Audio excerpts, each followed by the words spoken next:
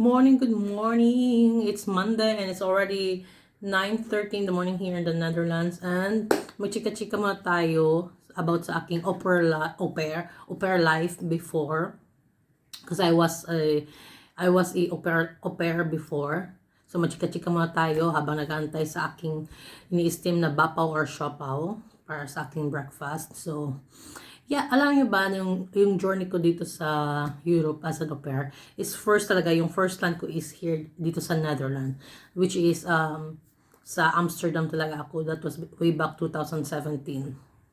And then, ang routine ko talaga is every Monday, Tuesday, and then Wednesday hanggang tanghali lang ako noon, and then Thursday and Friday, and then Saturday morning kasi ibang lahi nga sila. Jewish sila. So, trabaho ko hanggang Saturday morning, pero hanggang 12 lang, then off ako. At tapos Wednesday, afternoon off din ako. Kasi pag Wednesday, yung mga bata dito is half day lang din yung pasok nila. And then, ang routine ko lang naman usually talaga before talaga, start ako noon is mga 9. Kasi yung nanay at tatay talaga yung nag-prepare ng breakfast nila. Ako wala akong ginagawa hanggang 9. Parang gusto ko nang bumaba at tumulong. Alam niyo naman kasi nakakaburyo pag wala akong ginagawa talaga. So until na sabi ko, tulungan kita every morning, mag-prepare ng baon ng mga bata.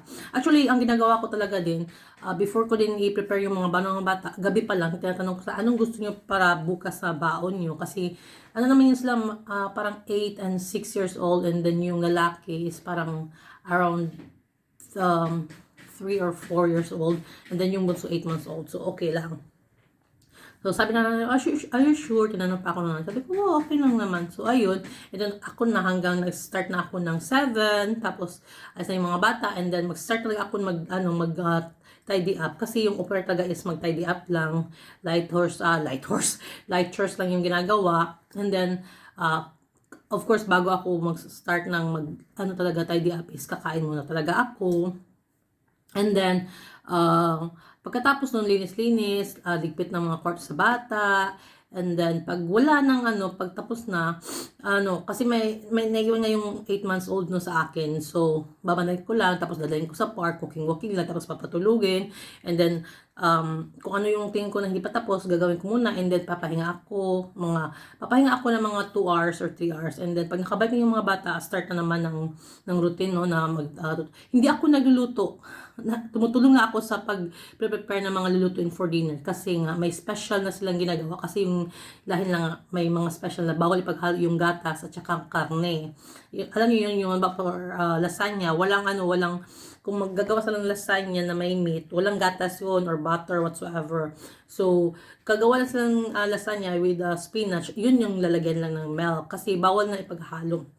Yun kasi yung sa lahi ng Jewish, yung bawal sila maghalo ng milk at saka meat. So, nakakaloka pa kasi dalawa yung lababo namin, dalawa yung drawer ng mga gamit kasi dito yung for milk and for meat. So, dalawa yung mga kutsilyo, iba-iba. Dito yung kutsilyo na pang karne, pang mga milk, ganun. And then, sobrang daming gamit. Tapos, dalawa yung lababo, dalawa din yung dishwasher namin doon. Sobrang haba ng kitchen namin noon at that time. And then, yun lang ang daily routine ko at so far. And then, pag off ko Wednesday, wala akong nagawa. So, nag-walking ako along the area lang din kasi hindi naman masyadong explore pag off lang afternoon. And then, pagtapos ng Friday night, tutulong muna ako sa kanila kasi bawal sila paggabi na, bawal na sila mag-touch ng mga electric tuba dyan, no? And then, afternoon, pag Saturday morning, tutulungan ko muna sila na mag-tidy up ng konti, and then pagtapos na ako mga 11 or 12, pwede na ako umalis. So, nag-prepare na ako kasi pupunta ako sa kaibigan ko, which is, gagala na naman kami around the city lang. Tapos, usually, pag off ko din, before, may nabibili kasing one day unlimited train ticket, kahit may OV chip card na ako nun, nagagamit siya. So, mas mura kasi talaga. Parang 18 euro lang yun. Hindi ko alam kung meron pa hanggang ngayon. Kasi it was way back 2017-18. So, hindi ko alam kung meron pa available ngayon. Nabibili namin siya before sa Crowdvat. So, for 18 euro, pwede mo siyang gamitin the whole day hanggang alas 12 ata ng gabi, ganun. And then travel lang, ganun. Maganda kasi na malilibot mo yung Netherlands gamit yun. Pero hindi mo malilibot buong buo kasi malaki-laki din yung Netherlands mo. Hindi naman super kasi yung travel, ano talaga yung distance talaga din may 3 hours, 4 hours, alam nyo yun. So, ayun talaga. Tapos, ano to, after na naman ng off ko is back to routine na naman yung gano'n. Yun lang naman talaga, usually ang buhay ng au pair is back to routine after the weekend. Tapos, yung first travel ko talaga din with after being an au pair, no, first travel ko within here in Europe, yung travel ko is sa Switzerland, kasama yung mga kaibigan ko. So, parang nagstay kami ng, hindi ko nakalala, 3 days ba yun or 4 days? Parang ganun sa, nalala ko talaga, pumunta kami sa Rheinfeld. Pero alam ko, nag-visit kami ng mga at least 3 cities. Pero nakalimutan ko na. Pero ang Rheinfeld talaga hindi ko makakalimutan. Sobrang ganda. Sobrang ganda. Tapos pumunta kami doon sa, yung kung saan man, no, yung makikita mo yung lake sa taas. Sa taas ka. Tapos makikita mo yung super nice, beautiful lake of Switzerland. Super nice talaga. Parang nasa castle or whatsoever. Garden yun siya eh. And then, after nun, after ng first travel, that was June 2018. And then, ang second travel ko is Greece. Kasama ko na yung host family ko. Nagstay kami ng for 8 days. Alam na nakakaloka kasi yung travel namin doon sa Greece, nakakaloka pa yung nanay at saka tatay ko pa nagtitake ng picture sa akin sa tatangin pa nila ako kung gusto mo post ka doon kasi picture lang ganun pa yung, tapos ako naman nahiya ako mag-post lalo pag si tatay yung nagpipicture, diba? Nakakaloka. Tapos yung second au pair journey is sa Belgium. Pero kukunin ko muna yung bapa ko kasi luto na. Yun ang itong bapa at siopaw. Plain lang to siya, plain. Mas gusto ko kasi yung plain lang. Tapos super lambot niya, di ba? Super, niya, fluffy. And then, tsaka may fresh milk tayo. Doon sa Belgium ko na journey, yun ang mabait yung host family ko sa Amsterdam, ha. Mabait sila.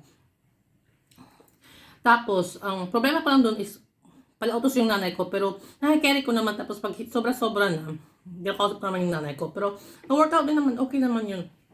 And then, nung sa au pair journey ko doon sa Belgium, super, as in, sobrang madali talaga.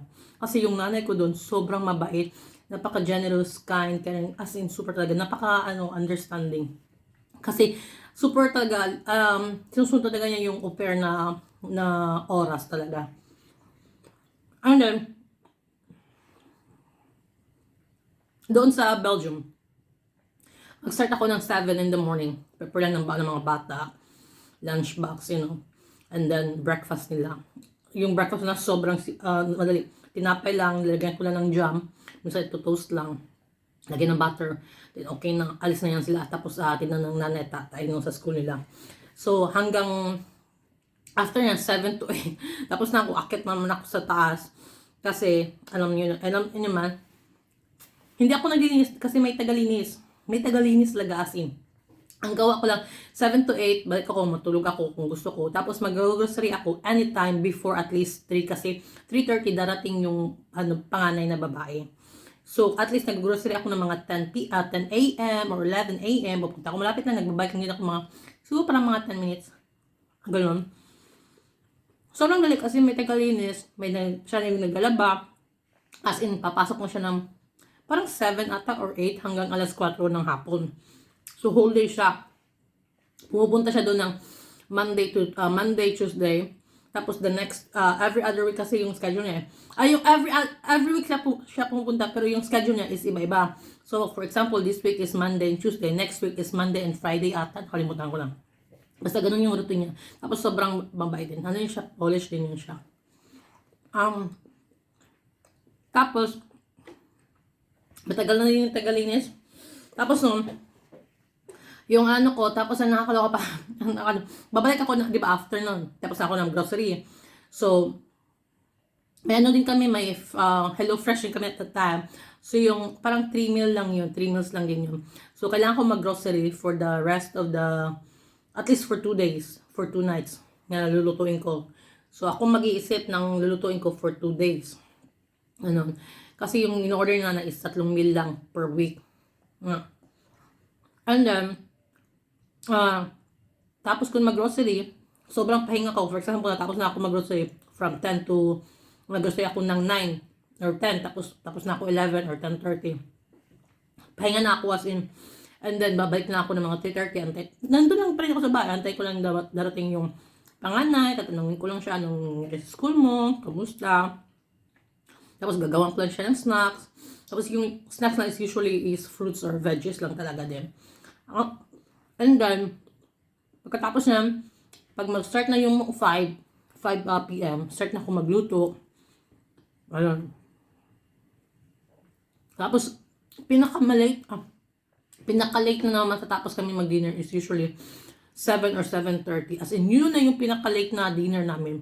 Tapos, tulungan na sila nanay, mga bata, tulungan na maglagay ng mga plato sa dishwasher. Tapos, akit ako. Tapos, yung ganap ko, the next day, yun naman ang routine ko. Tapos, every Wednesday, yung trabaho ko lang is from siguro mga 11 or 12 to 1:30. Kasi pag Wednesday morning, sila nanay tatay yung nag-aasikaso sa mga bata. Kasi ihatid nila, tapos half day lang yung mga bata eh. Tapos after ng half day, alam mo yung ba't ako tatrabaho ng 12 to 1:30 or 11 to 1:30? Kasi magla-lunch lang ako kasama sila. Dapat kasali ka doon sa lunch. So yun na yung ganap ko, magla-lunch lang talaga ako kasama sila. And then after nun, may mga activity kasi sila, may mga sports or whatsoever, no?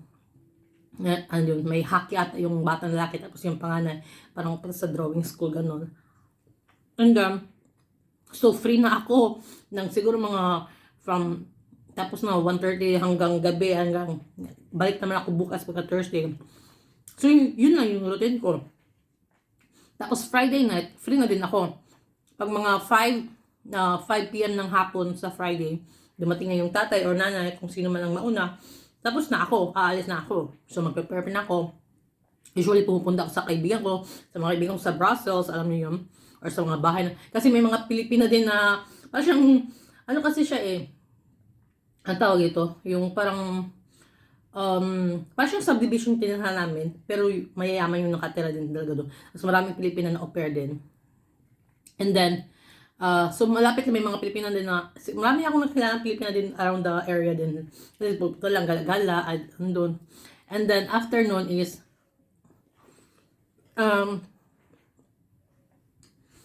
yun lang routine ko. Friday ng hapon, off na ako hanggang Sunday whole day. Minsan pag may holiday pa sa pagka Monday, sasabihan pa ako ng nanay ko, message niya ako, Lynn, sabi niya, Lynn, you don't need to work tomorrow because it's holiday. So holiday, so hanggang Friday ng hapon, hanggang Monday yung off ko. So ang ganda kasi may message lang ako ni nanay, or pag si tatay kasi hindi na yan, para sa tatay walang alam masyado. Pag si nanay, i-update niya talaga ako agad na bukas is holiday, alam mo yon. So hindi mo kailangan magtrabaho. So sobrang taga nagsusunod talaga si nanay ng rules sa au pair talaga. Kasi may minsanan lang yun, mga ganyan. Kasi meron iba may sobra-sobra. Pero nasa inyo yan, sa agreement nyo kung papayag ka ba or hindi, kasi bayad din naman nila eh kung mag-extra ka. Tapos nung nasa Belgium ako, nag-travel ako sa France. Also June din yun, with friends. And then after nun, one night lang yun sa France, kasi bus lang yung gamit namin. And then after mga around August, pumunta ako ng Spain to visit my friends as well. So nagstay ako ng, I think parang 1 week doon. 1 week. Kasi may holiday talaga yung mga au pair. Parang 3 weeks ang holiday ng au pair. Pero bayad ka pa rin. May allowance ka pa rin natanggap. And then, ayun. Yun lang. Is, hindi naman as in super mabigat yung trabaho ng au pair. At saka yun yung life ko as au pair. Sobrang naswertehan ako sa mga host ko kasi may mga nakilala ko na yung mga host nila is hindi masyado okay. Alam niyo yun. So ako sobrang blessed ko kasi yung mga host ko talaga is mababait. Lalo na yung sa Belgium, super mabait talaga. Hanggang ngayon may contact pa rin ako sa nanay ko sa Amsterdam at saka yung nanay ko sa Belgium. Nag-contact pa rin kami, friends ko sa Instagram, tsaka sa WhatsApp. So yun lang naman ang journey dito sa Europe as an au pair. Travel lang talaga ng travel.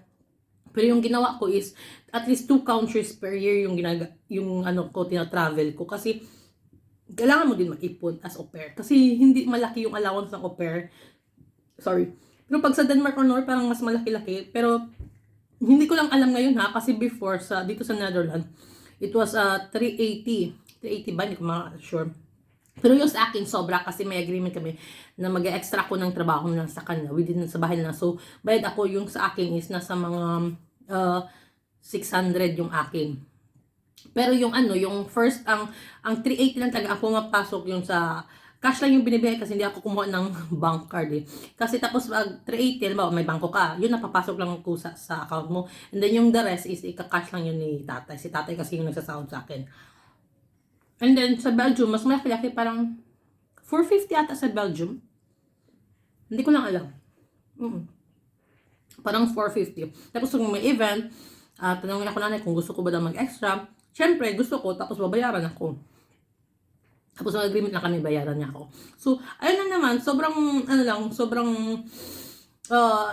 hindi naman sobrang madali, pero I think, ang au pair sobrang easy ng buhay talaga. As in, yung bahay ka lang.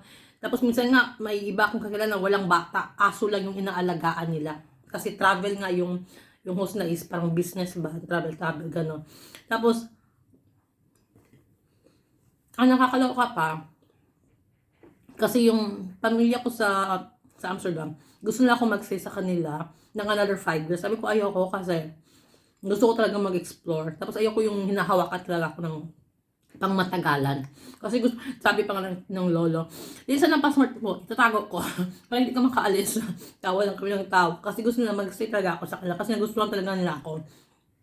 Sabi ko ayoko kasi gusto ko mag-explore. So pumunta ako, nayan yun ako. Tapos sabi nila, pag wala pag gusto mong bumalik dito, just tell us kasi gagawin daw na ng para. Kasi pag may business talaga, pwede ka nilang mamigyan ng another extra visa. Which is for 5 years dito sa Netherlands.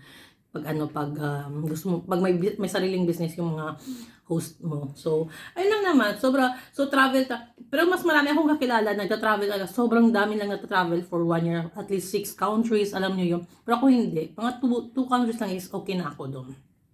So, for yun yung mga na-travel ko na bansa, no? So, ayun lang, yun ang share ko as, yung buhay ko as au pair before. So, kain-kain na naman tayo and thank you for watching. Don't forget to like, comment, and subscribe. Bye!